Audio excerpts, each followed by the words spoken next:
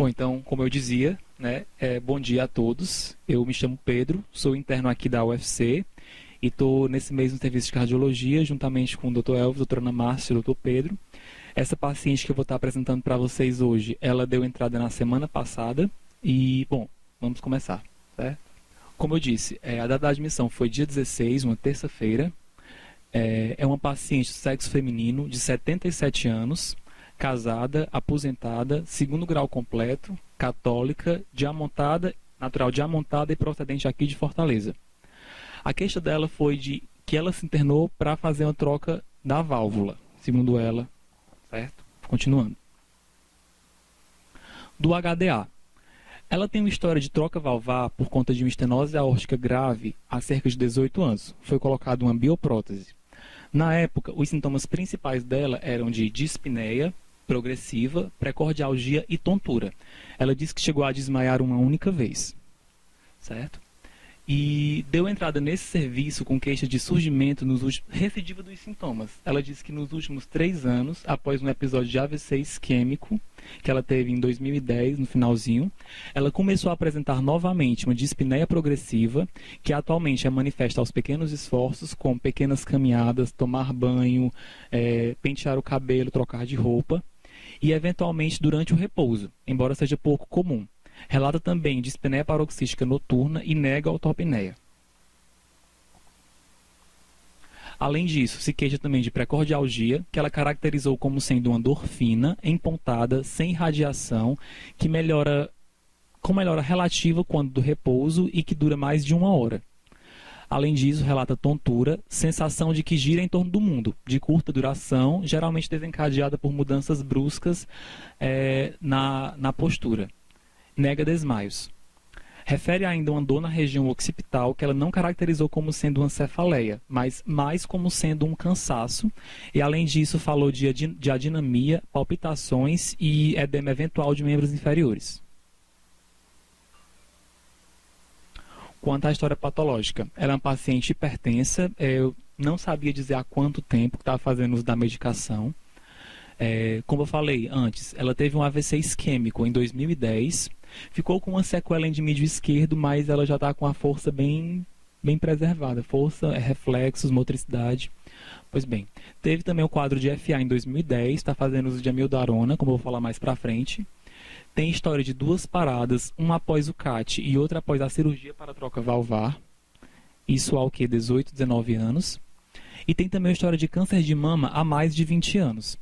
Que, pelo que ela me descreveu, como o prontuário não é daqui, eu supus que fosse uma quadrantectomia com a rádio.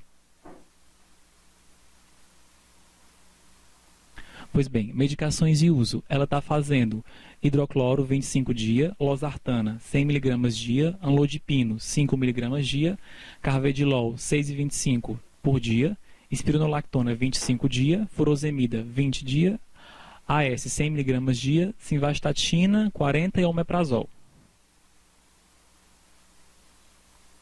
Ainda da admissão, de história familiar. O pai faleceu de um infarto aos 56 anos. A mãe faleceu de câncer de laríngeo. Coloquei interrogado porque ela não soube confirmar ao certo se era laríngeo mesmo. Há cerca de 7 anos. Hábitos. Nega tabagismo e etilismo. HPS. Mora em casa própria de alvenaria com 7 cômodos e boas condições hidrossanitárias. Mora com o marido e uma neta. Cria 4 cachorros. Em relação ao IOA, só mesmo mialgia em membros superiores e inferiores com artralgia nas articulações geniculares. Do exame físico da admissão. Se apresentava com estado gerado bom, hidratada, orientada, eupneica, cooperativa e normocorada. Sinais vitais. Algo taquicárdica da admissão, 102 de frequência, eupneica, normopneica, né? Uma PA. Sem muita diferença da ortostase para o decúbito, 120 por 70 e 125 por 70. Na ausculta cardíaca, o ritmo cardíaco parecia irregular, em 2 tempos, tinha um sopro sistólico e um diastólico, 3 cruzes em 6, a B1 ficava um pouco abafada, mas ainda assim dava para você escutar. Pan cardíaco e com irradiação para carótidas, fúrcula, axila média e... para esses lugares. Em relação à ausculta pulmonar, não tinha nenhuma alteração. O abdômen, semigloboso por adiposidade, ruídos hidroaéreos presentes, timpânico com a percussão, traube livre e algo doloroso à palpação profunda no hipocôndrio direito. O fígado era palpável cerca de 3 centímetros abaixo do rebordo e algo doloroso também. Exame neurológico. Tinha força preservada e simétrica e uma discreta hiperreflexia em endimídio esquerdo. Extremidades, pulsos palpáveis, 2 cruzes em 6, sem edema ou cianose. Em relação aos exames. Aqui eu separei em dois, né, os exames de maio que ela trouxe, quando do internamento, e que a gente solicitou na admissão. Em relação aos de maio, ela trouxe um ECG. A senhora quer dizer alguma coisa? Certo. Pois bem, eu posso até dar uma ampliada, se for o caso, aqui, em alguma parte do ECG. Bom, pois bem, olhando aqui para... Aqui é D1 e D2, né? A gente não consegue, D2 longo, não consegue visualizar a onda P. O ritmo cardíaco, o RR parece ser um pouco irregular. Certo? O QRS está alargado. Durante a visita, a gente até falou, a ausência de onda P mais ritmo irregular seria sugestivo de um FA. Certo? Esse QRS alargado podia ser por um bloqueio de ramo associado a uma aberrância de condução, que me parece ter... O senhor mexeu aí. Não, mas pode falar aí. Sim. Pois é, aqui a gente vê o QRS alargado, parece essas ondas em torre, né, com os S profundos nas derivações precordiais e aquela... Oh. Sim.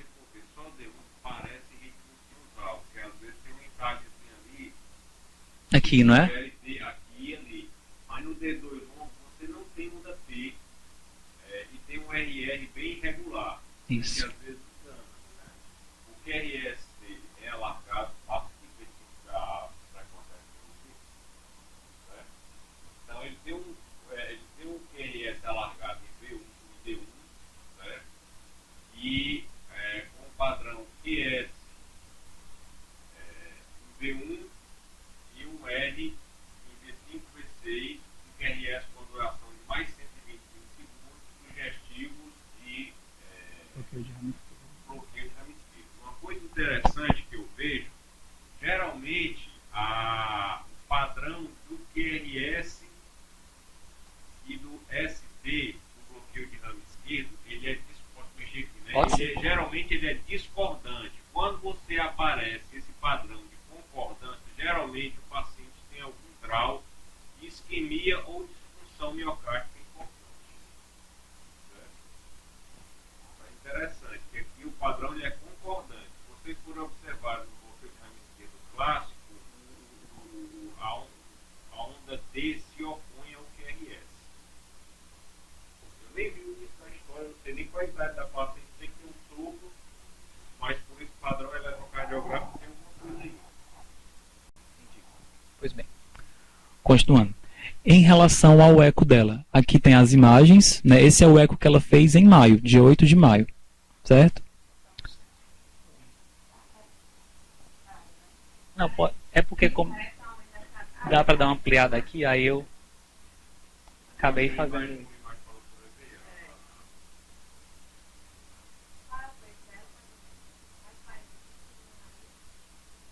Acho que é entre 60 e 62.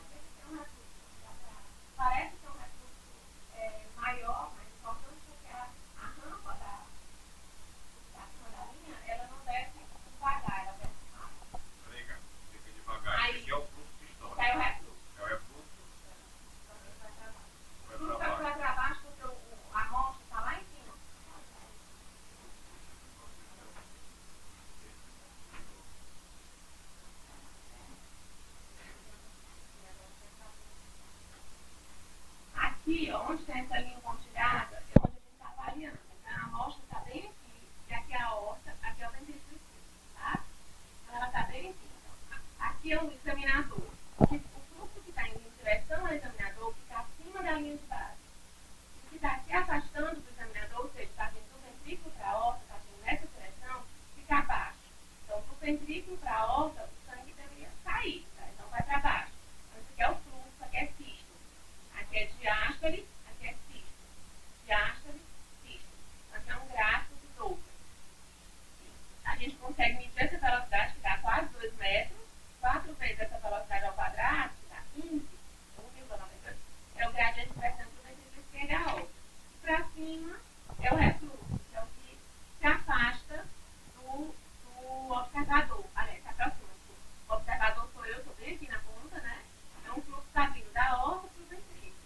Então, ele está se aproximando, que é esse estado mais nítido aqui, que é isso aqui. Como essa rampa aqui parece descer rápido, não dá para você saber, porque ele estava tentando ter mais fluxo do que o refluxo.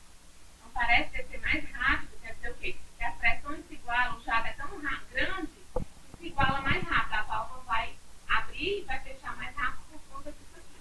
Porque ele desce mais rápido, a rampa é mais rápida, não é aquela coisa mais lentinha, de forma refluxo elétrico.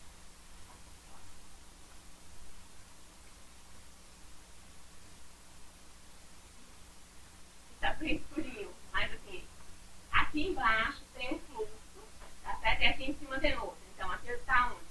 Cavidade direita, trato direito, ventrículo direito, está sendo avaliada a válvula trifúncio agora. Então, aqui seria sístole, por quê? Porque do ventrículo para o átrio, o que é que acontece na sístole? A trifúncio fecha, não deveria ter fluxo para baixo, certo? Porque o fluxo estaria contrário para baixo. Então, aqui tem um refluxo bem pequenininho, deve ser bem mínimo, talvez, que ele conseguiu, quem avaliou, conseguiu medir esse refluxo e por aqui dá para se estimar a pressão sistólica da artéria pulmonar, ou pressão sistólica do VD. E no caso é 38, eu tenho que estimar a pressão do lado do estômago, tem a pressão sistólica do ventrículo da artéria pulmonar. Para cá, para cima, é o fluxo.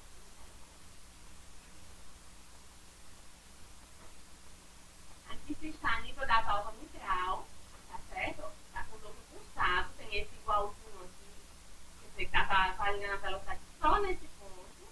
E aí a gente tem o quê? O átrio para o ventrículo fica para cima o fluxo, porque a válvula abriu, o sangue vai do átrio para o ventrículo. Quando ela fechou, que é entre um e outro, ela está transferindo o fluxo para cá, para baixo. Então aqui é diástole, sístole, diástole, tá? E aqui, assim, foi medida a onda E e a onda A, que eu não sei se é bem uma onda A, porque se for circulação atrial não tem onda A,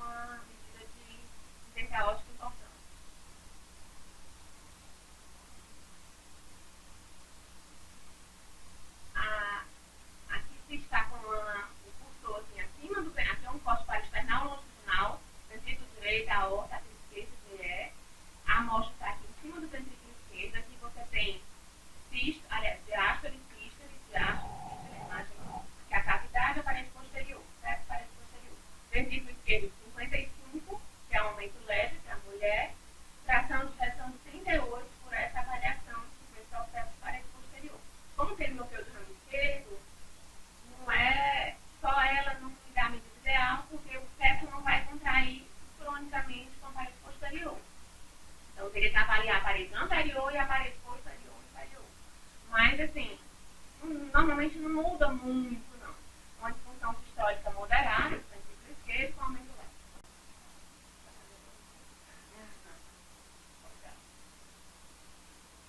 É aqui o laudo que vem junto com o eco, né? Deixa eu taxar. De uma fração de ejeção de 38%, o insuficiência mitral de grau moderado, função sistólica do VE moderadamente comprometida, insuficiência tricúspide de grau leve, dilatação leve do VE, um aumento importante do volume do AE, mas a senhora tinha falado, prótese biológica aórtica, com insuficiência importante, hipertensão pulmonar moderada, de 48 mm de mercúrio sistólica da artéria pulmonar, e uma disfunção diastólica importante do VE estágio 3.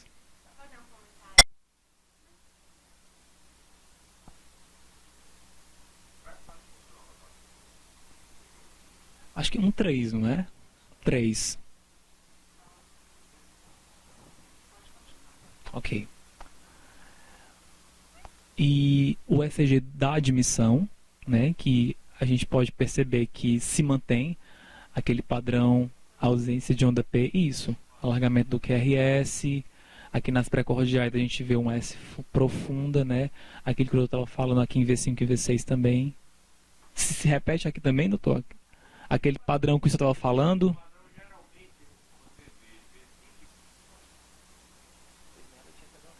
Tórax. Deixa eu só diminuir aqui para poder... Tu pode acessar a pasta que tem na área de trabalho, imagens, eco, que tem o raio-x de tórax, por favor.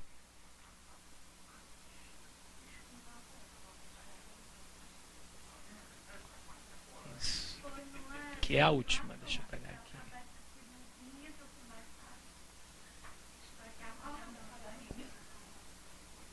A gente tem esse raio-x de tórax aqui da paciente. Vocês querem comentar alguma coisa do raio-x? Tá certo. Pois bem, antes dos aspectos mesmo, ela não parece ter rodado, né? Tá lá alinhamento das clavículas, parece estar bem inspirado, um pouco hiperpenetrado, dá pra gente ver o parênquima bem preto, né? Ah, tá certo, desculpe. Vocês ouviram o que eu disse, pessoal? Mais alto? Ah, tá certo. Não? Tá bom. Não, eu tava dizendo que... Só pra lá, né? Não, mas eu disse que vai fazer dos municípios. Pois bem, parece que não tá bem rodado, né? Tá bem inspirado, tá um pouco hiperpenetrado, dá pra você ver o parênquima tá bem preto. Em relação a partes moles, ali não parece ter nada digno de nota. O mediastino, parece a gente ter uma área cardíaca um pouco aumentada, principalmente as custas de VE. O átrio direito parece estar um pouco aumentado também aqui em relação à distância, que seria maior que 2 centímetros daqui para a borda da coluna. Parece ter um sinal duplo contorno. Não sei, eu tinha deixado questionado aqui se aqui seria um quarto arco cardíaco ou se seria da própria veia pulmonar ou artéria pulmonar. Estou confuso agora. Artéria pulmonar. Então seria um quarto arco, tipo as costas de AE ou não? A senhora acha?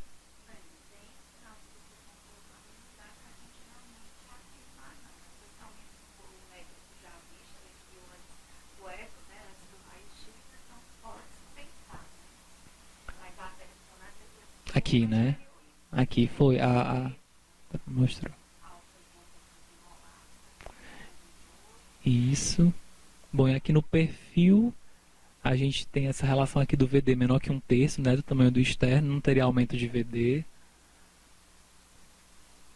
Acho que de achar é mais isso. Sim. Aqui, não é? Essas aqui. 3, 4, 5, 6. Aqui também tem uma. Vocês querem acrescentar alguma coisa?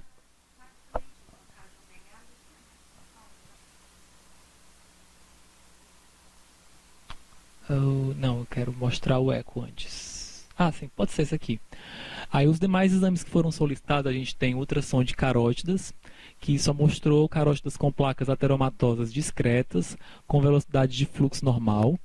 O ultrassom de abdômen, que evidenciou múltiplos cálculos em vesícula biliar, com parede anterior fina e sem sinais de inflamação. A parede posterior não foi visualizada e os rins estavam diminuídos de tamanho.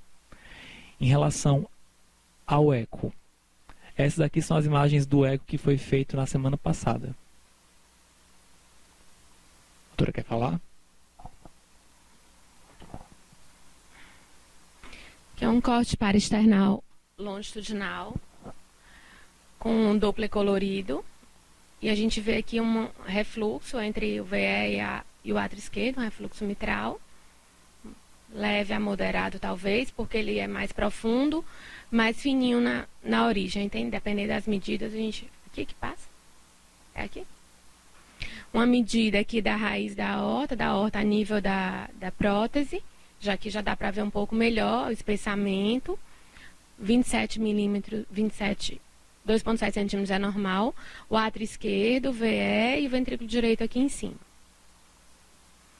Aqui a medida da vena contrata da válvula mitral, 0,48, né? Seria moderada, acima de 0,4 a 0,7 é moderada.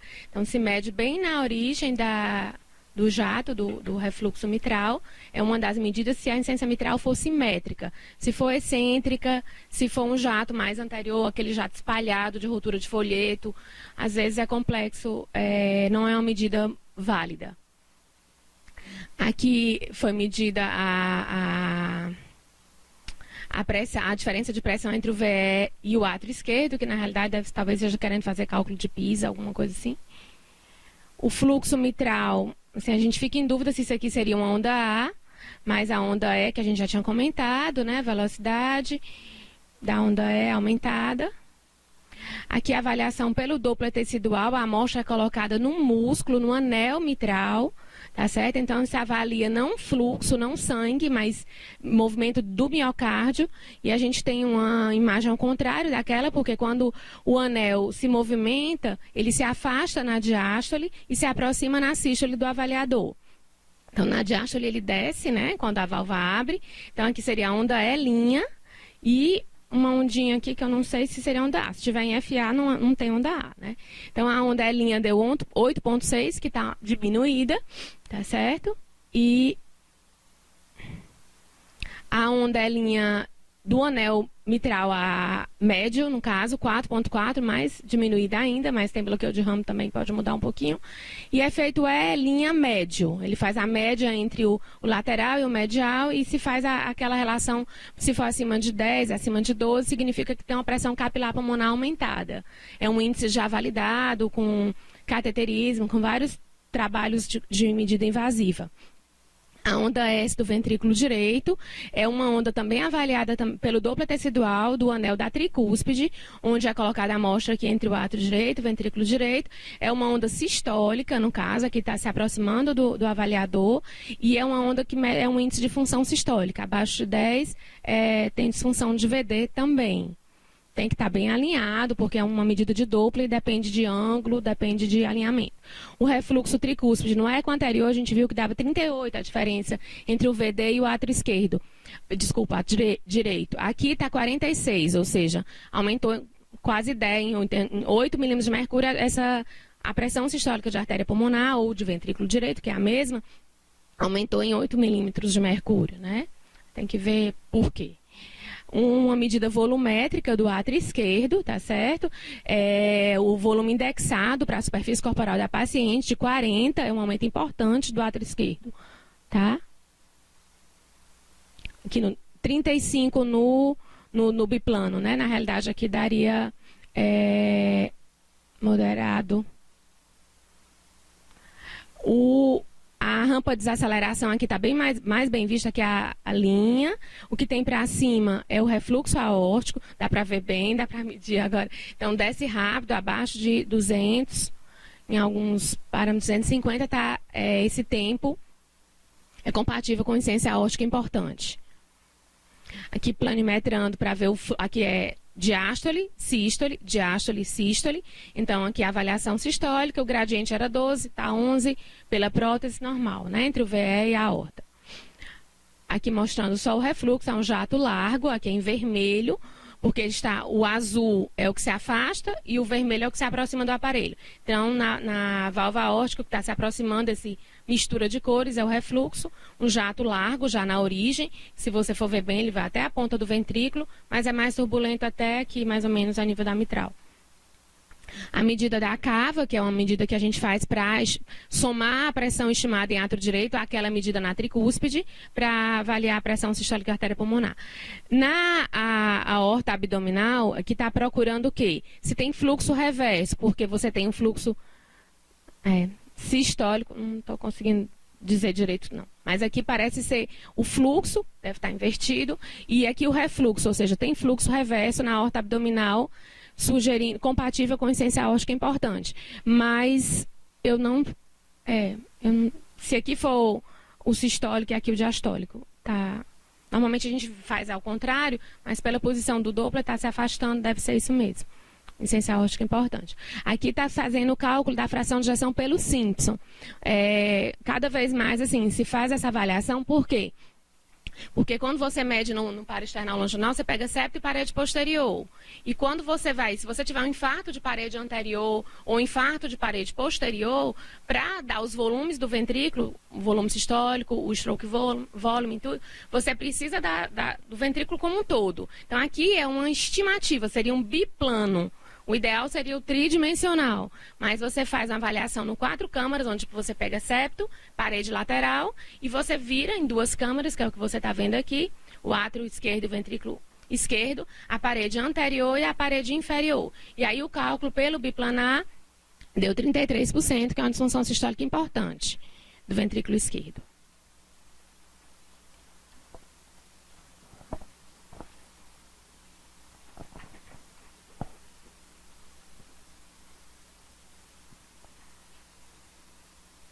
Em relação ao eco, né, aqui o laudo, fração de ejeção de 31%, ou seja, deteriorou bastante, estava 38%, caiu para 31%.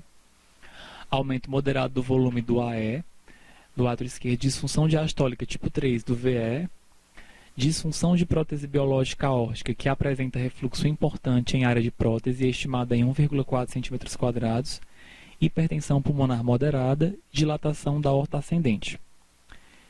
Em relação ao CAT. CAT está aqui o CD. Só a função renal tem aqui. Em relação à função renal estava um pouco alterada aqui, creatina de 1,8 e ureia de 84. Mas os demais exames sem alteração.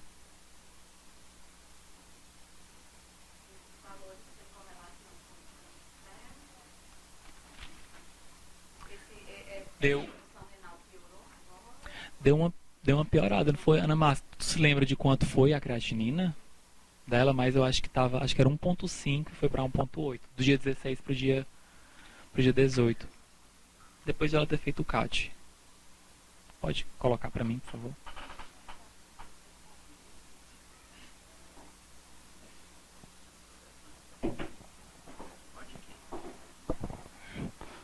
Os meninos estão lá, né? Estão, né?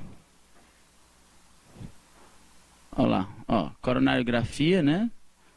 Só aqui para vocês, aluno, ó, vem da femoral, né?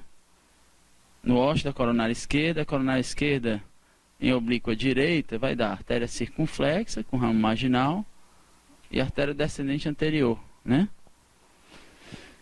Que a gente não visualiza bem. A circunflexa normal, lesões discretas nessa primeira marginal no ósseo, né? Quando você muda a projeção, essa é uma projeção que a gente chama crânio-caudal em oblíqua direita. Se você prestar atenção, tem um tronco curto, né? A DA sai logo, ela abre e já bifurca. Então, às vezes quando você bota o catéter, parece meio seletivo, né? Então, fico com dúvida se tem lesão nessa DA. Vamos ver as projeções melhores. Aqui sim ele filma.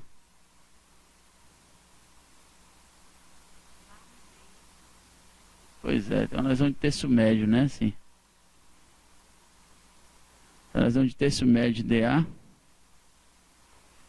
Tá meio encoberta aqui, a gente fica difícil ver o grau de... Mas é pelo menos uns 50%. Tá, ainda tá. Vai mais para circunflexa do que para DA, tá vendo, ó? Você vê que não... Mesma coisa, tem uma lesão na DA, você tá vendo assim, a DA é pequenininha, não é uma DA grande, né? DA não vai, mas parece ter lesão do terço proximal para terço médio, uma lesão bem aqui. Deveria aparecer, aqui como é uma oblíqua esquerda, você vê que a coluna está à direita, né? Ó, deveria aparecer bem a DA aqui, você não vê, é uma DA que não é uma DA grande, DA pequena, né? E deve ter uma coronária direita dominante. A gente ficou com um pouco de dúvida na projeção, na posição proximal, olha lá. Coronária direita tortuosa, sem lesão obstrutiva, né? E tem um pouco de colateral para o sistema esquerdo. Parece um pouco de colateral. Só ver se a gente vê melhor aquela DA lá. Ele deu quantos por cento nessa DA?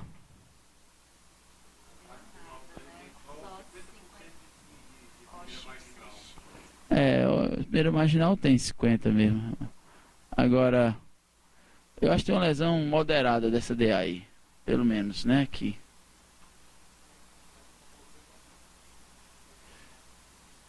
Mas talvez a gente tenha que ver lá também, ó, aqui, ó. Parece uma lesão moderada no terço proximal da DA.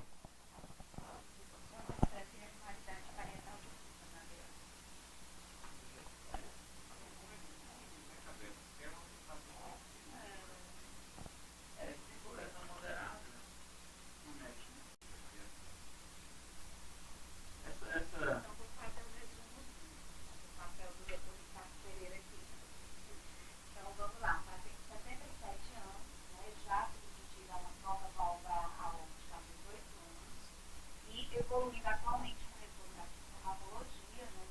É importante. Se a gente for colocar pela classe funcional da paciente mesmo, com as críticas subjetivas, mas é uma paciente que tem sintomatologia aos mínimos fortes, né? Com sinais, tanto de insuficiência cardíaca agora, exame físico, taquicardia, né? E que, ao exame, apresentar o eletrobloqueio completo de ramo esquerdo, que já denota existência de cardiopatias estrutural, né? Toda estrutural, você tem que investigar a causa, né?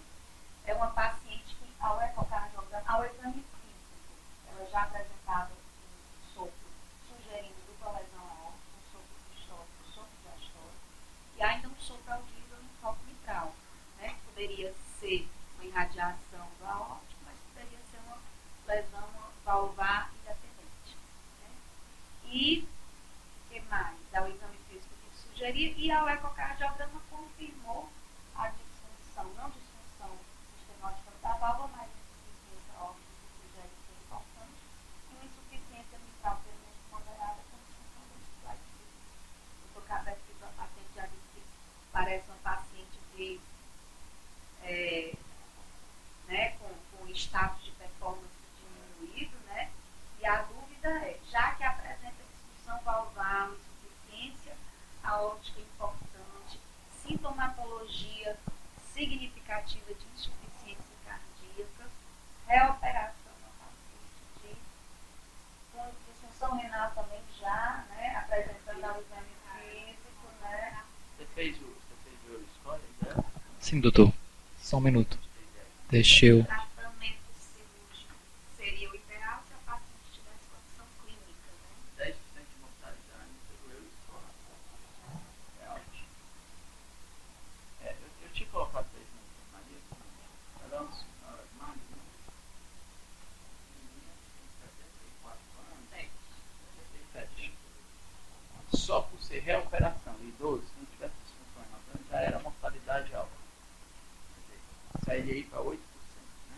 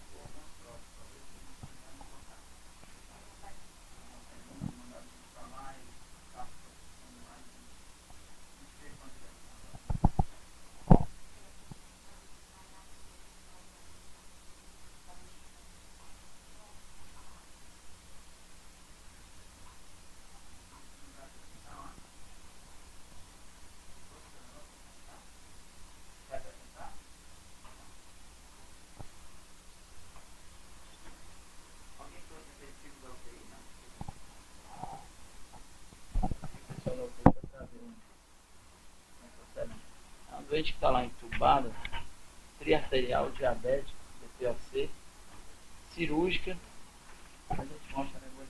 Não tem nada fácil. Né? Só tem coisa difícil, né? Não tem nada fácil. DPOC grave e... Eu acho que tem que tratar de AIDS. Nossa realidade, né? Pode fechar. Hã? Você quer ver? É informal. Você tem medo de ver? Hã? Eu vou apresentar um negócio para os meninos aqui. Tem como sair o som? Não sai o som? É mesmo? Não tem jeito com o som? Quer? Não sai nada do som, né? Hã? A gente apresenta na sessão que vem. Aí eu vejo você agora. Tá bom. Conseguiu abrir aí? Tá bom. Abre? Não. Ah, tá. Eu vou abrir pra olhar. Pode ser que eu não tenha visto. Eu quero olhar, eu vou olhar e ver organizar tudo.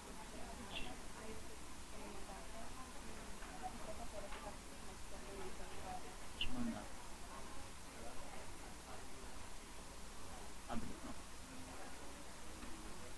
E eu já pedi naquele dia, não abriu, eu pedi pro rapaz regravar, botando o programa. Esse aí já é o segundo.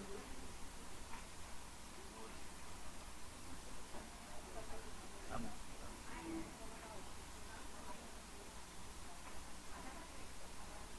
Nós estamos com 9 leitos. Só podemos internar 9 e 1 de rotatividade, né? De procedimento. Tá?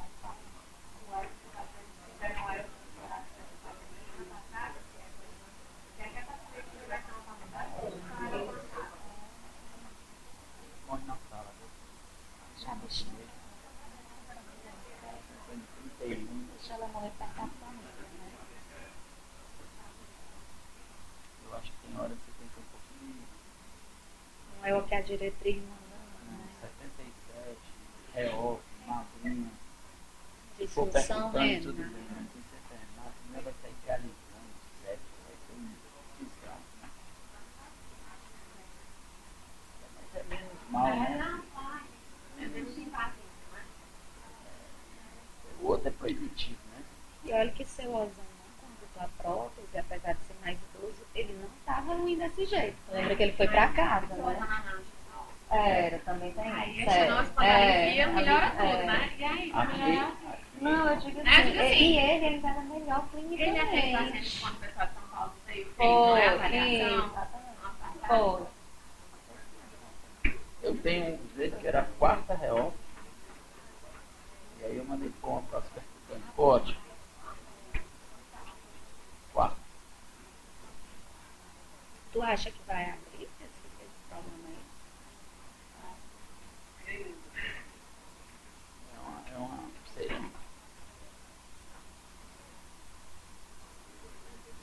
E o povo entra com. Ok. Eu vou entregar o papel das 40 horas hoje. Tô doida pra não Nossa. entregar. Nossa. Deu uma vontade de não entregar, tá só com 20. Eu acho que compensa, tem que pensar no longo prazo. Eu tô pensando é na minha academia de tarde. Sai daqui 7 horas da noite. Pensar na sua aposentadoria. Eu tô pensando é na academia. Eu tô numa fase que assim, eu Marido médico. a cidade aí, eu tô com medo da princesa. Não trabalho não. Até agora não. Mas tem que ficar de olho, né? Ontem pegou 30 lá pra cá. Mas é melhor. Em casa, é.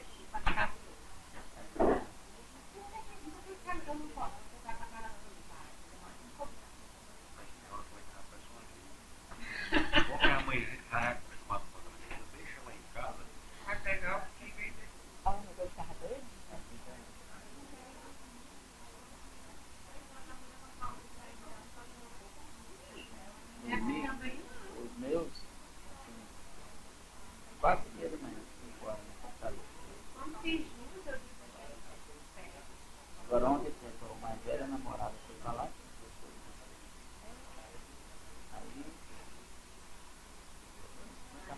a namorada já vai pra casa do namorado. Ah. Tipo, lá no quarto. Vamos Vai, não, não. não. Eu vou proibir a menina de entrar. Eu diria que tu vai deixar tua menina construir isso aí. Não, deixa não. Vai de jeito nenhum. Mas o povo, rapaz, ó. Deixa o negócio.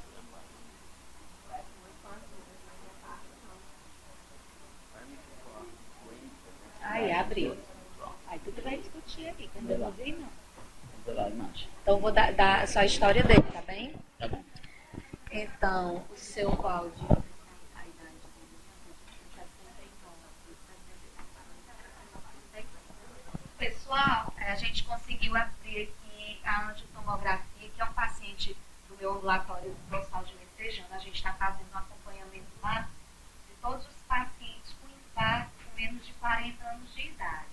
Apesar de a ocorrência de infarto agudo nessa faixa etária não ser, pela literatura, tão frequente, em torno de 2 a 4%, mas a gente tem observado um número muito frequente dessa faixa etária chegando na emergência.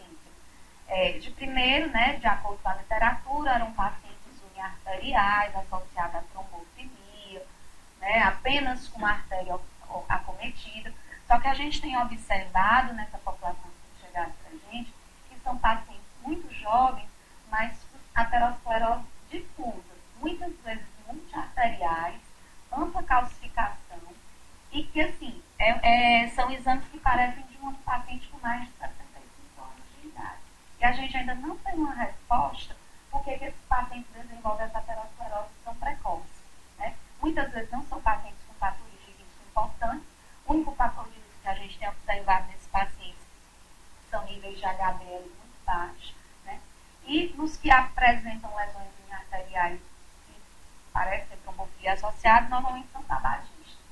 Certo? E a gente está, então, acompanhando esses pacientes junto com o pessoal da endocrinologia para tentar identificar uma resposta se a condução desses casos será igual a daqueles que fazem. Olha, a gente tem observado um perfil de hemoglobina glicada alta. É relativamente alto na primeira investigação que nós fizemos de, pelo menos, intolerância à glicose nesse grupo. Diabetes, definitivamente, não. Mas agora a gente está tentando mais para isso. Pronto, aí é o que a gente vai querer, fazer o estudo genético, né, para tentar identificar, correlacionar. Né? Esse é o Valdir, ele tem 35 anos.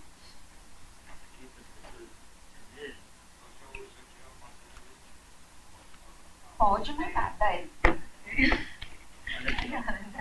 Mande. Gosto da tomográfica, Tem né, nada pessoal? também, pode mandar para mim. Que é o lado esquerdo, que é o lado direito, tá? Então, que é a posição do esôfago, né? Assim que a gente vai descer,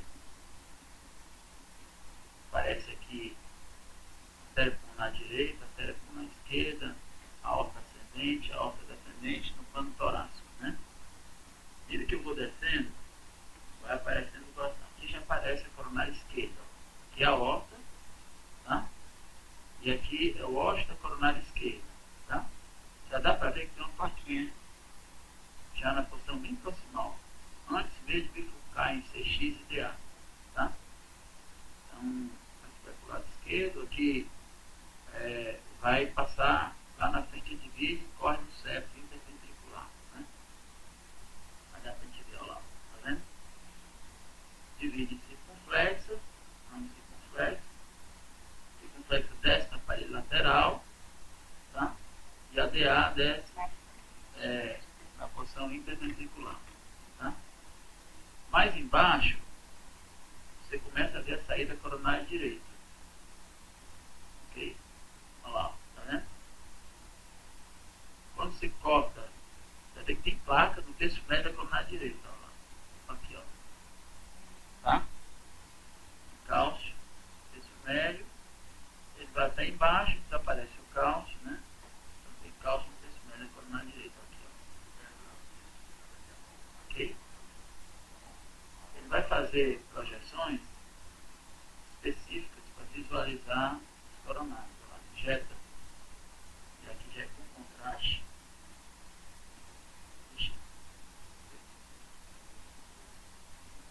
Mesma projeção.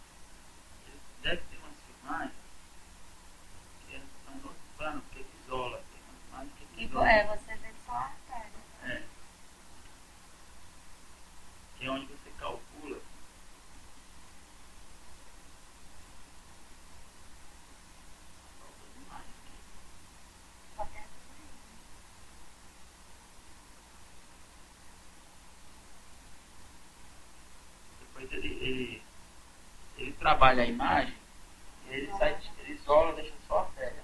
Aí você roda a artéria inteira, do ponto de vista dinâmico, e consegue ver ela 360 graus. Porque tem placas que são extensas, né? A outra vantagem desse método é que você consegue visualizar, não só você pode medir a quantidade de cálcio por artéria, existe uma vez que calcular um score, então diz o seguinte: quando você tem um score de cálcio acima de 400 a Carpston, a chance de ter doença obstrutiva severa é muito alta. Então, existe um estudo que mostra que quanto menos cálcio, menos risco de evento agudo. Quanto mais cálcio, mais risco de evento agudo. Nos jovens, isso não se conhece bem essa história quando a gente fala em indivíduos muito jovens, porque na placa aterosclerótica do jovem no começo, tem muita placa mole. Esse método não é o melhor método, mas dá para você ver, às vezes, uma placa mole e junto com cálcio. E esse conceito ele é interessante porque se correlacionava a presença dessas placas moles ao risco de evento agudo importante, né? A ruptura da placa está relacionada às placas com menos cálcio, mais potencial inflamatório. Então, O paciente ele infartou, fez um infarto de coronária direita, infarto com supra de ST. você vê que a direita dele, ó, chega uma hora aqui, ó, aqui é cálcio puro, ó. Colocou um stent na coronária direita. O que dava muito. Filmagens. Parece que só tem essa. Não, mas eles fazem. Não faz outra parte do CD, não, porque às vezes a imagem trabalhada. Tem uma imagem que eles separam as artérias e botam no pulmão. Veja isso. Uma das perguntas que se faz é o seguinte: se o indivíduo que infarta muito jovem, isso é aterosclerose ou não é? Na verdade, esse doente tem outras doenças que não são aterosclerose.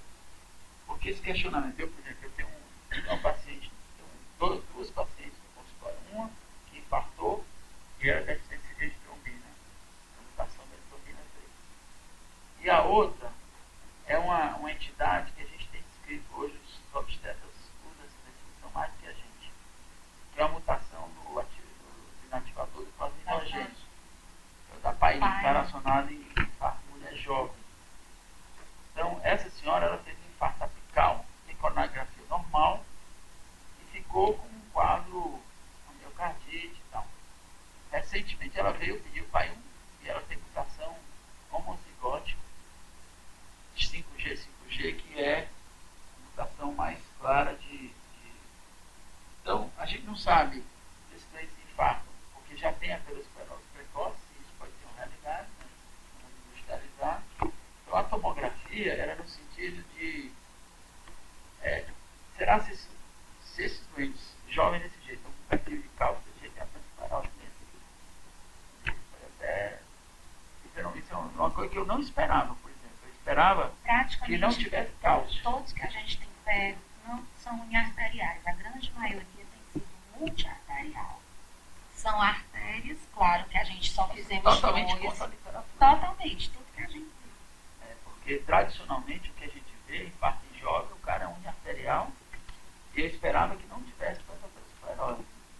Meio fora dos padrões que a gente Não abriu mais. abriu mais, depois a gente traz pra vocês verem. Depois eu vou trazer. Dá pra então. só, você roda a artéria. Qual é o problema? Quando você tem muito cálcio, a visualização do lumen, ela fica um pouco prejudicada por problemas técnicos. Você não consegue ver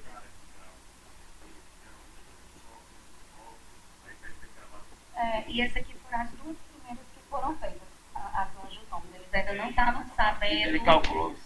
Eles Não, têm não está alguns scores. calculando. Tá aí, aqui, ó. Pronto, apareceu. Já abriu aí. Mas são 4 partes, né? Aqui ele não usa, essa imagem aqui, ó, é só para vocês verem a anatomia, né? Ó. Na verdade, ninguém usa isso É só passar no para analisar, só botar no quadro. Imagens. Olha a imagem aqui pra você ver, ó. Olha aqui, ó. coronária direita, estente no terço médio, a coronária direita, né? Tem uma plaquinha mole lá em cima, ó. Isso aqui é um exemplo de uma placa mole, tá? E o resto é coronária normal. Aqui é duas imagens, ó. Coronária direita, o estente no terço médio, coronária esquerda, ramo circunflexo, ramo descendente inferior, tá?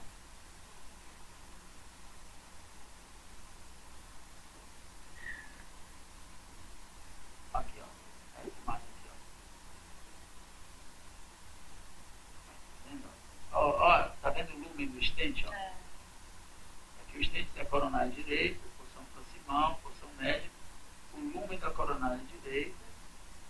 O pessoal tem visto para melhorar os novos softwares de tomografia, eles estão aprimorando não só para melhorar o lumen, como diminuir o efeito da reverberação do cálcio, porque a tomografia estente não é muito bom, a não ser em ponte.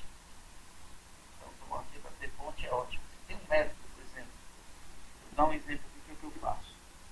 Sabe-se que depois de 10 anos, a maioria das pontes tem doença transplantológica grave, a maioria está perto de fechar. Então, por exemplo, o cara vai no meu consultório e tem revascularizado há 10 anos, tem cintilografia negativa, eu faço tomografia de coronária, todos. Eu faço para avaliar enxerto. Eu sei que tem doença difusa, mas eu faço tomografia em todo mundo. Com 10 anos de cirurgia, eu faço tomografia. No passado, tinha muito cardiologista que mandava refazer o CAT, o cara assintomático. Por quê? Porque cintilografia, ecoestresse e tal, tem 30% de erro. E aí você diz, qual é a importância de saber isso? É importante. Eu sei que dilatação de estente, de ponte não é a melhor coisa do mundo. Mas tem algumas que são boas. Se tiver uma DA muito importante, um estente supracluído na DA, essa informação, o evento desse caso é lembrado. Então, nós vamos chegar numa época, o software de 320 detectores, o software eles têm de 60, que é o de São Mateus, de 160, 240, 320, de 80, desculpa. Eles quanto menos detector, maior o tempo de discussão, mais necessidade você tem de que essa qualidade seja controlada. Então, esse software 320 você faz em FA, porque só precisa de um batimento para você fazer a análise. Você já capta. Então, eles estão melhorando e tem metodologia para medir fluxo agora. Com OCT, você mede melhor o tamanho da placa e vai ser possível, como esse é um exame dinâmico, eles estão fazendo cálculos matemáticos para medir fluxo, velocidade de fluxo intraarterial, para você juntar no mesmo método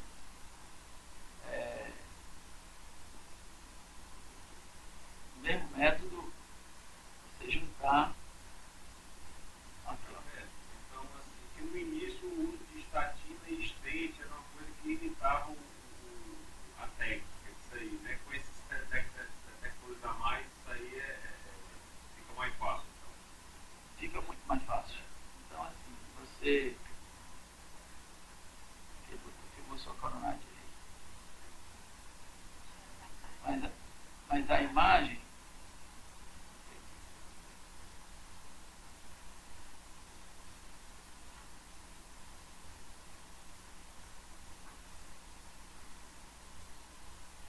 Aquela ali, imagem no meio, que é o wash. aqui, Não, embaixo. Essa aí. é que ele está cortando, ele mede o fluxo, o lumen dentro, né? Ó, tá vendo? O estente, né?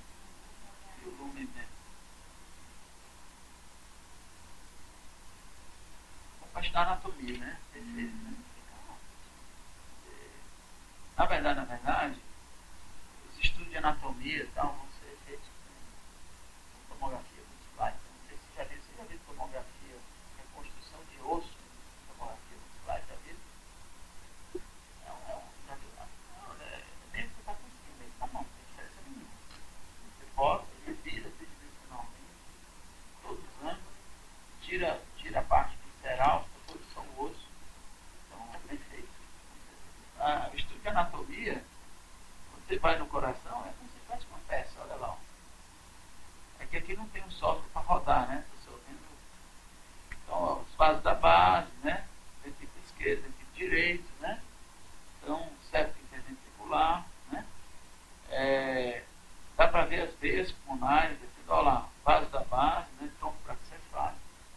você é perfeito, né?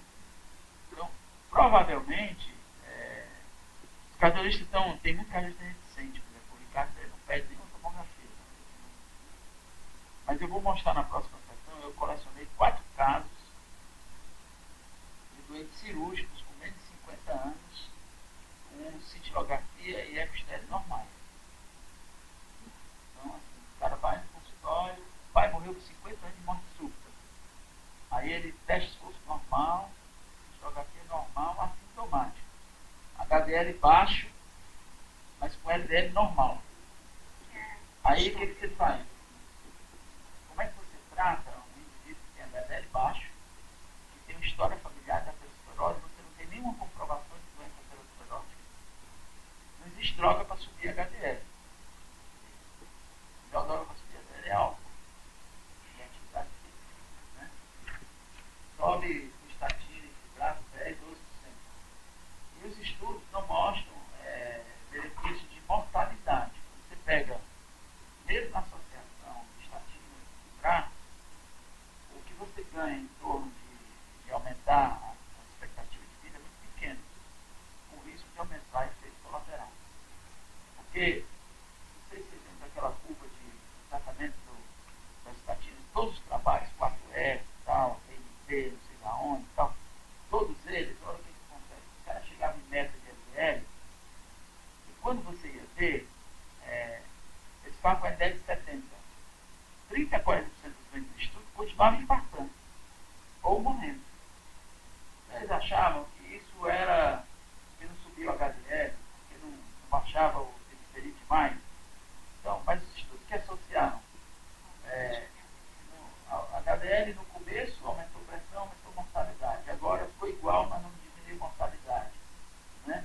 Agora vem anticorpo monoclonal, mas a gente não tem ainda estudo bem feito. E quando você associa fibrato também. Mas o que você faz no consultório com um cara, por exemplo, esse jovem, se bater no consultório da gente antes, nenhum de nós vai tratar. Olha a confusão. E a maioria não tem sintomatologia prévia. O cara é né? jovem, tem 35 anos de idade, tem um HDL baixo, não tem documentação de aterosclerose, não é hipertenso, o que você vai fazer? Mandar ele caminhar, fazer atividade física, tal, não sei não, você não vai tratar. Então, nesse doente, o que eu faço? Eu faço um PC de coronária.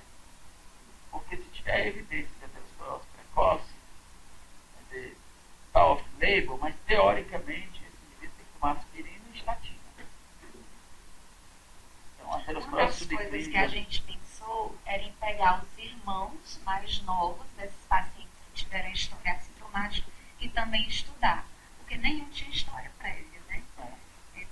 Então, talvez você, nesses Claro, subgrupos, eu vou apresentar aqui, estou com uma aula pronta de lípids. Você vê que o americano ele ficou muito radical, né?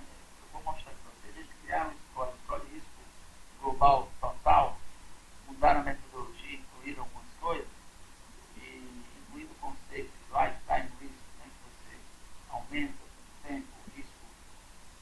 Eles são muito agressivos, né? Os caras têm acima de 7,5% de risco e dá estatina em todo mundo, não quer saber. Né? Porque o que a gente está assistindo é um infarto, a população mais jovem crescer, né? Então é uma... E esses doentes sem LDL, porque tem um que é fácil, que é o cara que tem sistemia familiar heterozigótica. Essa é outra indicação de tomografia que ninguém fala. No consenso, não fala em classe 1, TC de coronária e de dislipidemia familiar heterozigótica. Eu sou absolutamente contra, acho que tem que fazer. Porque eu estou falando o que eu falo está diferente do que fala na beira do leito. Isso aqui é outra coisa. Eles cá para eles, que vale sinais de isquemia e dor. Isso é o que define o tratamento. Mas existe um subgrupo dos doentes que a documentação de isquemia é falha. Então, esse subgrupo, a gente... Na Óbvio, verdade, ele pode ter aterosclerose, mas não tem isquemia. Pode. Se não, o teste você traz que previna de uma maneira mais... Faz uma Se seja prevenção eficaz, primária, pode né? morrer. Essa olha aqui, prevenção quantos primária. doentes estão indo no nosso ambulatório? E chega lá, são jovens, normotensos, e sofrem um pouquinho de alteração metabólica. Você diz para eles, ó, Atividade física. atividade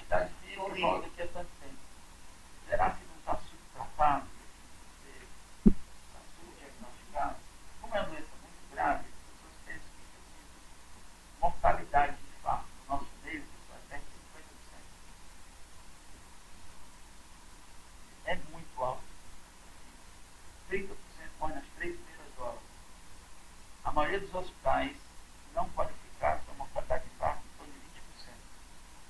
É muito alto. Tem mais de 5 horas. Eu não sei, vocês conhecem alguma doença que morre 50% em 7 dias? Né? Nem câncer.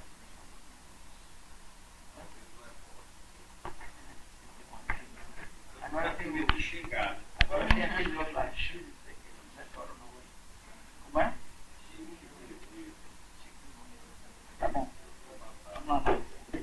Ótimo. Bonita essa imagem. Esse aqui é seu trabalho. Isso vai dar muito... Valer muita coisa que a gente não conhece. Vai dar muita tese para continuar depois. Para continuar. Do Oswaldo, você lembra? É. Talvez está publicando. Um dia não vai ter. Teve que tratar. Deixa eu assinar logo isso aqui. Publicou num lugar, né? Ó, botei aqui as 40 horas. Tomara que eu não desista. Eu acho que foi bem aqui, no meio. Melhor pedir depois desse pedido, que... Deixa eu lhe dizer uma coisa. Não, é outra página também. No meio. O que você acha de eu botar terça e quinta de manhã pra...